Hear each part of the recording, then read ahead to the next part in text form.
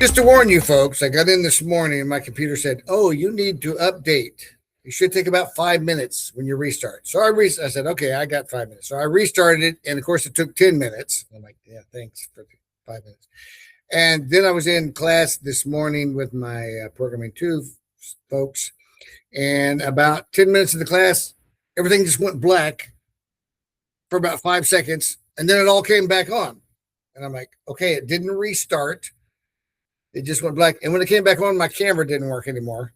And it said, "Oh, you need to restart your computer again." It's like I just restarted it, but it still stayed in the meet. It didn't kick me out of the meet, and it still had all my screens once it came back. It was weird. I don't know. So hopefully that won't happen again because after I got through with that, I restarted before you guys got in here. So hopefully that's all worked out from this craziness with this. And this is a loaner computer. My computer was sent back for warranty because it kept restarting during class. So hopefully that's not going to be a big issue here. So, let's see here. All right. Come on in, everybody. We'll give it a minute. Make sure we get as many as we can in here. We should have 24. So we're missing 10 folks. So we'll give it a minute. Hope your weekend was good. We had some rain come in pretty severely there to start the weekend, but it wasn't too bad a day outside. I got outside yesterday and burned a bunch of limbs that I cut down last fall. So I've been sitting there all winter kind of drying out. So I had this very, very hot fire going for several hours yesterday afternoon. I didn't get rid of all of them, but I got rid of a bunch. Got rid of a bunch of those limbs. So more to come. Spent most of the weekend with my grandson. He came over. Him and his mama came over and just had fun hanging out with the little feller. That's how we do it. All right, got more in here. Getting closer. So we got just a short amount of time. Seniors got 3 weeks?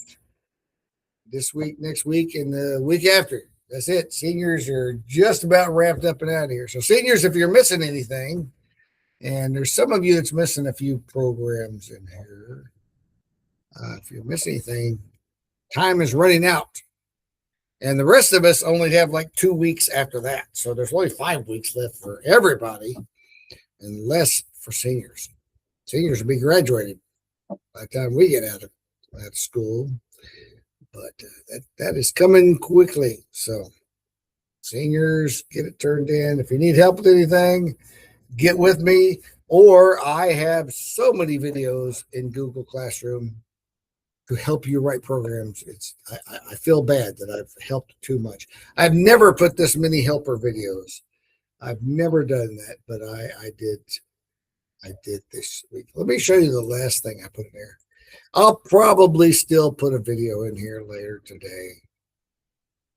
Show it in Google Classroom. Here was the superhero week 32. That was our template there with the AI helper that I gave you. And I've put this extra guide in there now. I haven't put a video yet, but I'll probably add one here. But this shows how to write the program. There is the name, date, purpose. Here's the stuff that you were given that you can copy and paste into your program. You got to have your defined main. Then I have this line, create your superhero in the main function, like hero. And this hero could be whatever. You don't have to name it hero. The hero equals, and I called my hero Freddy, and I gave him a strength point of 50, and I gave him a motto, and I gave him a weakness. So anything in green are options. You should put what you want for your superhero story. Wherever you see green at, that is options. Don't put what I put. The stuff in blue is what you need to have in your program. And again, hero, you could change that to a different word, but it just made sense to call it hero. And you can create more than one hero. If you do a hero 2 equals, you can write another hero. But you should have print statements with your story. Like my story was like, meet our superhero. And when you talk about your superhero, you should use plus superhero name plus in your print statements. When you talk about his strength points, you should talk about hero.strength points outside the quotes. So that way it will print his strength points. Like in mine, it would print 50 whenever I talk about hero.strength points. Or weakness, story, more story, more story. And then at some point, the program must call the add strength method, hero.add strength points. And I'm adding 100 to my hero. You can add however many you want to your hero. And it will call this method up here. That's in the given part, the add strength points. More story. And mention his strength points again after you add them, just to show that it changed in your code. And then at some point, he does something heroic, and you call the hero.saveworld method, hero.saveworld. So these blue things are things you should have in your program. These definitely you got to have in your program.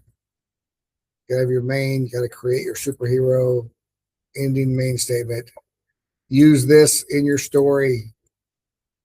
But your story is your story. So that's why I really haven't made a video yet. I hadn't decided I would do it because I don't want to write a story in the video because people will just copy my story. It's like, no, you don't copy my story because this is all your story, your superhero. But I think I've got a good way figured out how I'm going to do that. So I am going to make a video. But this I added Friday for anyone that's still struggling with this. So if you haven't written the superhero program, this should help you a lot as well. Remember, you get to copy this straight out of the template. You're allowed to use that code. So you're good with that. But this is the basics of the program right here. You just got to fill in your story for the most part. So I wanted to show you that. All right, let's go take a look at what's waiting for us in Intro to Computer Science this week. We go to our grade screen. See that classes and methods, that's the superhero program. That was last week. All that's left is the Module 5 exam.